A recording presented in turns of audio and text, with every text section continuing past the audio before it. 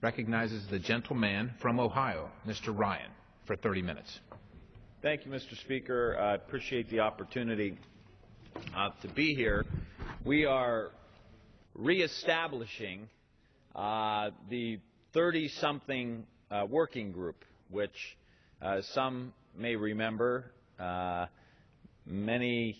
which seems like many years ago, Congressman Kendrick Meek and I and Congresswoman Debbie Wasserman Schultz came to this floor in 2003 and 2004 and 2005 and 2006, and we were talking about issues of the day and how they applied to people in their 30s or people in their 20s, and tried to take at that point some of President Bush's policies and make them understandable to young people in our society.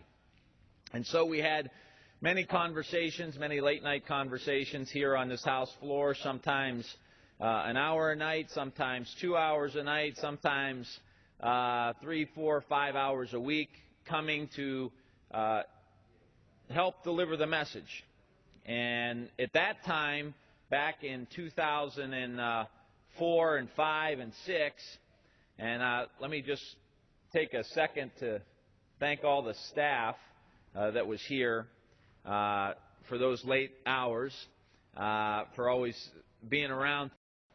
And some are still here today, as we are still here today. But today we want to reestablish this. Back then it was the privatization of Social Security, Mr. Speaker, and President Bush wanted to take the Social Security program and privatize it, put it in the stock market, and allow that to be a part of the private investment system and not the insurance system that we have with regard to Social Security.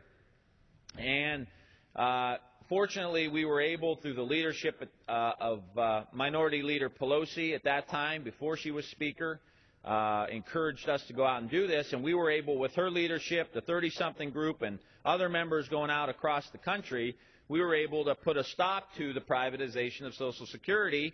And fast forward just a few years to 2008, 2009, I think there were a lot of Americans who were very happy that we did not, at that time, have the Social Security program in the stock market. Many people would have lost their retirements. So today we have a whole new set of challenges, and we have a new crop of very talented young members of Congress, members of the Democratic caucus, who want to come to the floor and talk about the issues of the day as they pertain to young people and people who have been around a little bit, and how some of these proposals that are coming from the Republican caucus, the Republican Study Committee, the Republican Budget Committee, how some of these policies will hit the ground.